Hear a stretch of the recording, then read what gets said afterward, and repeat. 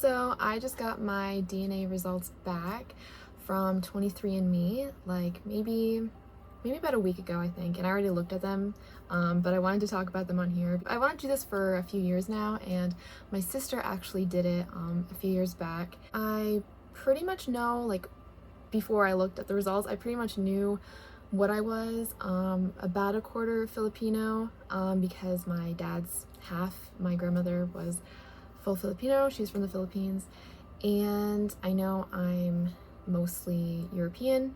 My mom is pretty much just white, so I knew generally what I was. And my sister also did 23andme, but her DNA is a little different than mine because she's technically my half sister. And yeah, so I'm really excited to talk about this because I already know what I am. I already looked at the results. I also did the health and traits section because I have some things that run in my family, so I wanted to be aware of if anything that I have.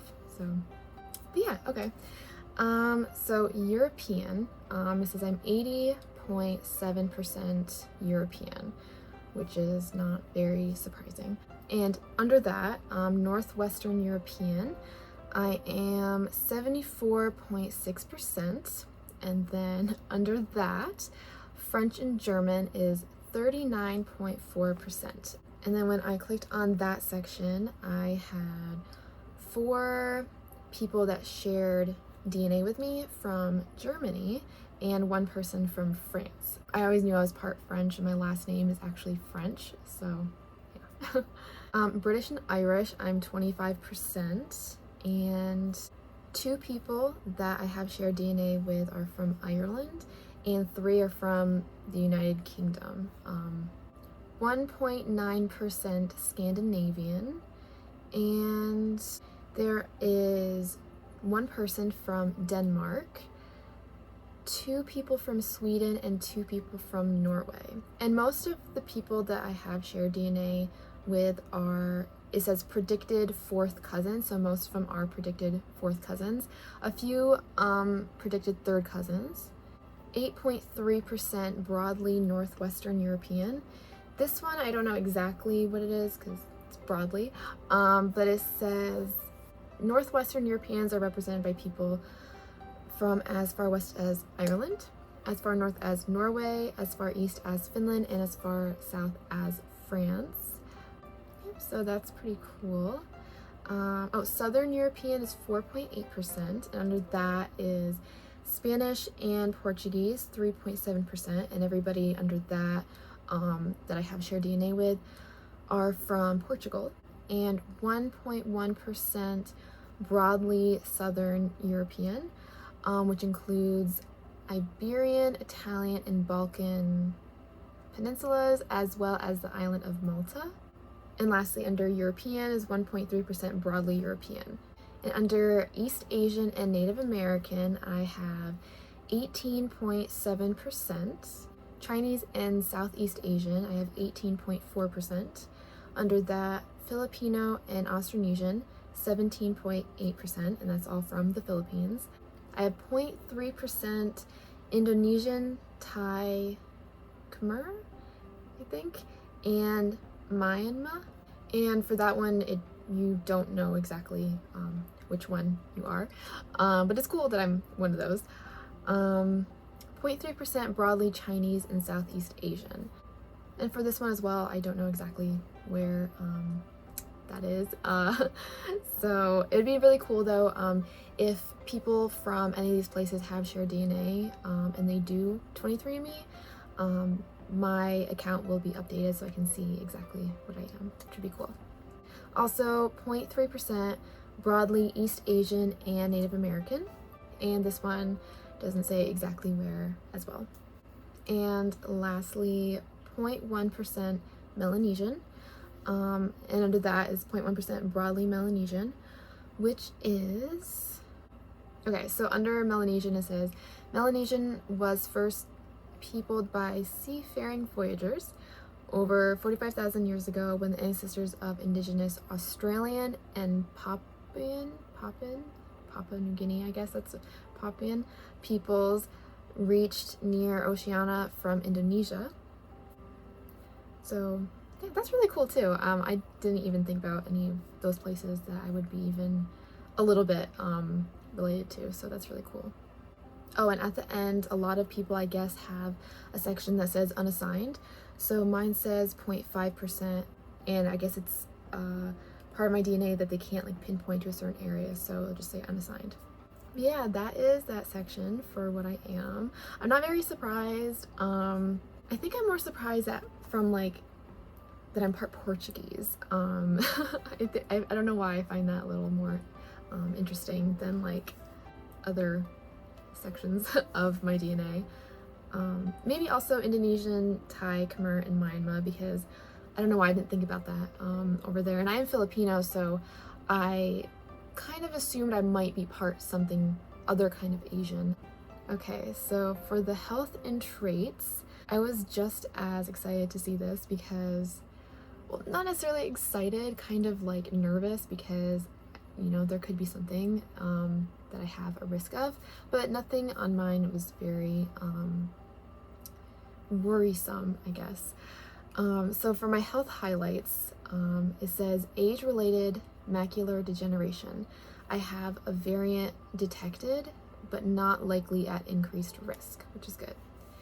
Also celiac disease, slightly increased risk, which I'm not shocked. I do have a lot of allergies and everything, and some of them I wasn't sure if it would be something like that, celiac disease. Yeah, so I'm not really shocked about those or anything. But under the health reports, there's a section for health predisposition. So it shows different health conditions and if you have any variants of those health conditions and if you are at an increased risk or not. And the only ones that I have a variant of is age-related macular degeneration and celiac disease. And I also have one for under type 2 diabetes is typical likelihood, which that is more of your environment. So I just have to make sure I'm healthy and eat right and exercise. I don't really exercise anymore, but I should. There's a section for carrier status, and I don't have any variants detected for any of these health conditions, which is good. I'm really glad. There are a few things that have ran in my family, so yeah, it's really good to hear these, and I really wanted to do this because I wanted to make sure, just in case, you know, especially if I had kids, I don't want it to anything to, you know, pass down to them. So there's a section for wellness on here for a few different things. This is a lot shorter list, but it's how my body reacts to diet, exercise, and sleep. So for the first one is alcohol flush reaction, and it says unlikely to flush. So this is like, I guess if you're Asian, a lot of Asians, this happens. Like, it happens to my dad, but he's half Filipino and I'm, you know, barely a quarter, so I don't have this. But when you drink alcohol, your face turns red. And I've seen this a lot with like my friends that are Korean. A lot of them, when they drink, their face turns red, and so does my dad. And also different things as well. You can get headaches, nausea, sleepiness. I think I'm pretty good with drinking. I don't drink a lot, so I don't really have to worry about this anyway. The second one is caffeine consumption, so likely to consume less. I don't really drink a lot of caffeine, so I think I'm okay. I drink coffee maybe once in a while, and tea. Is there caffeine in tea? I think there is. Yeah, I have caffeine-free tea, so but I don't have to worry about that because I don't really drink it too much. Deep sleep, less likely to be a deep sleeper. Yeah, I'm a very light sleeper. Someone comes in the room, I wake up. They don't even have to make a sound. I'm very light sleeper, and someone turning around in bed or something will wake me up. Also, any sound. I can't sleep to sounds. I will wake up instantly, or I won't be able to fall asleep. Genetic weight, predisposed to weigh about average. Lactose intolerance, likely intolerant. Yes, I am lactose intolerant. I'm pretty sure. I have an allergy to milk. But yeah, I guess I'm lactose intolerant too. I don't drink milk. I only have it in things, like cooked in things. I actually drink like either almond or rice milk, but yeah. Muscle composition, common in elite power athletes. Wait. Your genetic muscle composition is common in elite power athletes. Okay, cool. Saturated fat and weight, likely similar weight. Sleep movement, likely average or less movement. Yeah, I don't think I move around too much when I'm sleeping. If I'm sleeping good, I usually stay. But I guess if I'm like uncomfortable or something, I'll move around a lot, so. Ooh, and this one, I really like this one. It's the traits. So it'll show you the percentage of the chance of you having a certain trait. So one of them is cheek dimples. I have a 52% chance that I do not have dimples. I do have dimples like here, not necessarily like in my cheeks, but I have like in the corner of my lips that I didn't really realize were dimples. But yeah. A cleft chin, I have 85% chance I do not have a cleft chin. 52% chance you have never had dandruff, but I do have dandruff. I've had it since I was a baby. I actually had cradle cap when I was a baby, and it was really bad, I guess, so like, yeah, maybe that's why I have such bad dandruff now. 70% chance you have detached earlobes. Yes, I have detached earlobes. Earwax type. 91% chance you have wet, sticky earwax. Ew. Yeah, that's pretty true. Eye color. 31% chance of dark brown eyes. 24% chance of dark hazel. 18% chance of light hazel. 14 light brown. 8 green. 3 greenish blue. 2 blue. My eyes are, in this light, they look kind of like a light brown, maybe medium light brown. Yeah, my eyes used to be really dark when I was younger though, so they used to be like dark brown, and they changed over time, which is like normal. I looked that up because I was wondering why my eyes got so much lighter, but yeah, I think they've been getting a lot lighter the past so many years. I don't know why. It's weird, but yeah, so this is, I guess, pretty accurate, I guess. Finger length ratio. 56% chance your ring finger is longer than your index finger. Yes. Yeah, my ring finger, wait. My ring finger is longer than my pointer. Oh no, it's shorter. Wait. Oh no, when I go like this, it looks longer. And then when I do this, I don't know. Also, this finger, I don't know if it's like normal, but this finger is longer than this finger. And this is both my ring fingers. I don't know why it's like that. I'm really weird. 58% chance you have lots of freckles. I do have a little bit of freckles, like here. They come out more in the sun.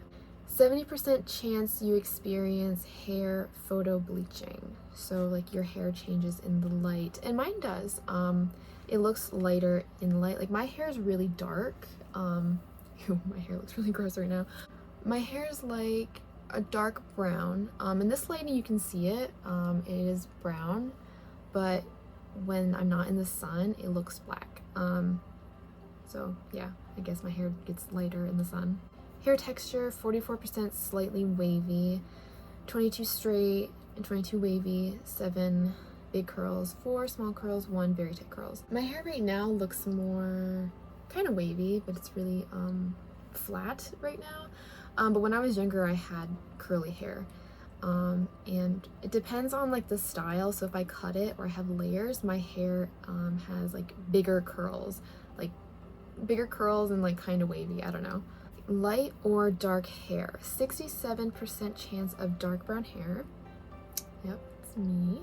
And then 16% chance of black hair. 15 light brown to dark blonde.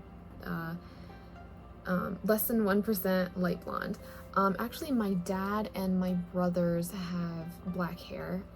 My younger brother has, I think, more my hair color. And then like my mom and my sister have like medium brown hair. So newborn hair, 54% chance you had little or no hair at birth. Yeah, I don't think I had like a whole lot. I think I had like average, like barely any, I guess. 99% chance you do not have red hair, and 1% chance I do have red hair.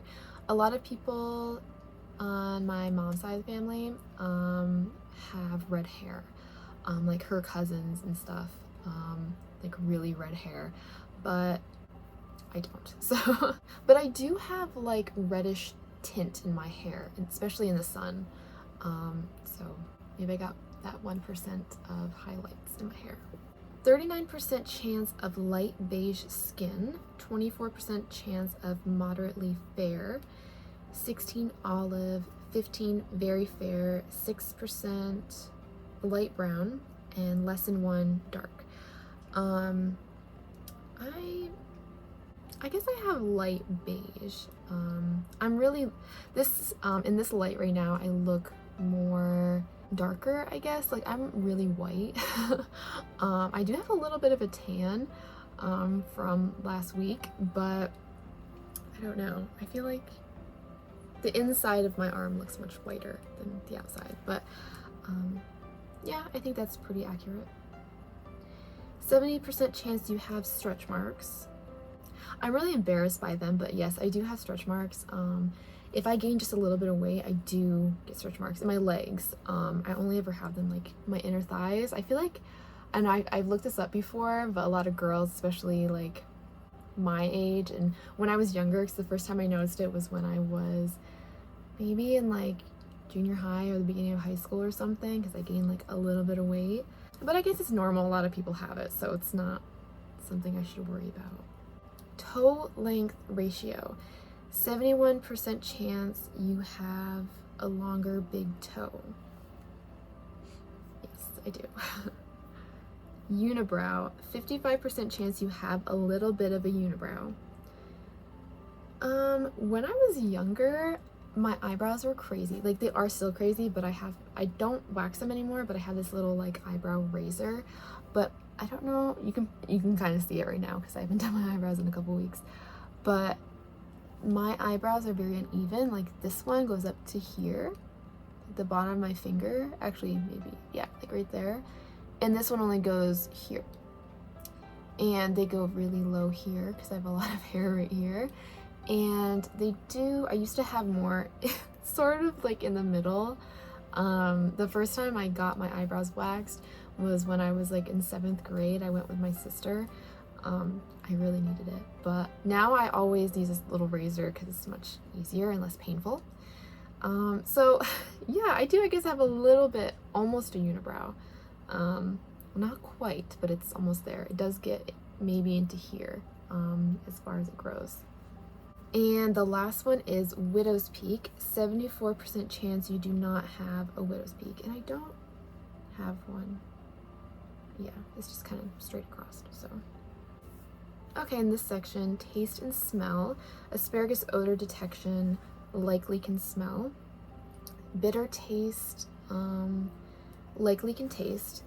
I don't like bitter foods, but I can eat them more than I did when I was younger. Like, I like more bitter chocolate, like dark chocolate. And I can drink more bitter coffee than my mom can. Like, I only have like one little, those creamers, and then like one little packet, maybe 2 of sugar. I don't really need a whole lot in there. Cilantro taste aversion, slightly higher odds of disliking cilantro. I hate cilantro. I have had things in it where it wasn't too bad, but I don't know, I can't stand. That was my alarm. I have a tutoring session in like 15 minutes, so there's not much more to this, so but yeah, I hate cilantro. So if you ever make anything for me, don't put cilantro on it. Ice cream flavor preference, about a 50-50 chance of preferring vanilla or chocolate ice cream. For things in general, vanilla and chocolate, I like chocolate, but I don't really like chocolate ice cream. Like, I can still eat it. It's not like, I don't find it gross. It's just not my favorite. I'd rather not. Yeah. Sweet versus salty. Likely prefers salty. Yes, I think I like salty foods more. Like, I like sweet food, but it's not, I'd rather eat salty food. I'd rather eat chips than like a cupcake or something. But I do love fruity licorice, and I can eat a bag of that real quick. Okay, and the last one is weird and wonderful. Ability to match a musical pitch, less likely to be able to match a musical pitch. I think I can. I don't think I'm too bad at that. Bunions, less likely than average to have had a bunion. Yeah, never had one. Fear of heights, less likely than average to be afraid of heights. I'm very afraid of heights, so this is wrong. One of the only ones that are. But I am very scared, but I've always wanted to go bungee jumping, and there's actually a bungee jumping place in Korea, and I think I knew about it when I was there last time, like a few years ago, but I never had the chance to do it. But they, instead of on your feet, they have like the harness around like your midsection, so I would feel a lot more comfortable doing that. And I was just talking about this the other day, but I feel like the next time I go there, I really want to do it. But yeah, maybe that will help me get over my fear of heights, but I think I doubt it. Fear of public speaking.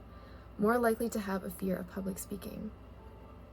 Yes, I am not a good public speaker. Actually, even making this video, I'm like really nervous, which is weird because I tutor online, like face-to-face with people, and I do get nervous on there, especially if it's a new person, but the more I talk to people, I don't. But yeah, I do have a really big fear of public speaking. And actually my next term in college, because I'm in college right now, will be public speaking and like speeches and stuff. So yeah, I'm gonna be a little bit nervous to do that. Flat feet, more likely than average to have flat feet. I don't. I have a really high arch on my feet, so that's also wrong. But my dad and my brother, I think, have, I know my brother does, I think my dad might too, they have flat feet, so maybe that's why. Hair thickness, less likely to have thick hair. I have pretty average hair, I think. When I was younger, it seemed thicker to me, but it was curly too, so yeah, I think I do have a lot of hair, so I can't really tell right now because it's, yeah, it looks really flat. Misophonia, average odds of hating chewing sounds. I hate most chewing sounds. I like hearing, I do watch ASMR, so I do watch ones where they're eating crunchy foods or meringue. I love the sound of meringue when people eat it. I also have a video of myself eating meringue. I have another channel, it's ASMR. I haven't put anything on there in a while, but yeah, I do have that. But I don't like people chewing like soft foods, you know, it just, I don't know, it sounds gross, like when people have videos of them eating noodles or like, I don't know, stuff like that. I hate. But I also hate when people are like next to me and I can hear them chewing. Yeah, that really annoys me. Mosquito bite frequency, likely bitten more often than others. Yes, I get bit a lot. Where I grew up, there's always a lot of mosquitoes in the summer and my legs would be covered. So yeah. Motion sickness, more likely to experience motion sickness. Yes, I have very bad motion sickness. I take Dramamine pretty much every car ride, unless it's short. Every car ride, if I'm on a plane, that's the worst. I will get very, very sick, so I have to take a lot of pills. I actually just got motion sickness patches to like put in the back of my ear, so hopefully that helps, because Dramamine makes me really tired. But yeah, I definitely get it. I also get it if I just like spin around once, I'll get really sick. So I have really bad motion sickness. Photic, I think. Sneeze reflex. Likely no photic sneeze reflex. Ah, okay. Staring at the sun causing you to sneeze. If I don't have to sneeze, I look at the sun, it doesn't. But if I do have to sneeze, I will look at the sun or a lamp, like any kind of light. Wake up time, likely to wake up around 8:51 a.m. I wonder how they figure out what time you wake up from your DNA. Last summer I used to wake up at 7:30 every day because I really like to wake up early. I have a lot of time to do all of my work in the beginning of the day. But now, since everything is like closed here pretty much and not a whole lot of people are working, and I do everything online anyway, I do wake up much later. Yesterday I think I woke up at like noon, but then today I woke up a little later, so yeah, that's it. I'm not really surprised all that much for a lot of this. A few little things maybe, especially my DNA. I really wanted to do this though because a lot of people always ask me what I am, and I kind of always knew generally, but it's really cool to find out exactly my DNA for sure. I'm really curious to find out my siblings as well, my other siblings, because I know that siblings' DNA can be not always the same, and we can be things that the other isn't, so that's really cool. But yeah, I might be posting some more videos soon. I have filmed a lot of videos, but I'm just really lazy and haven't edited them or posted them, so but yeah, thanks for watching.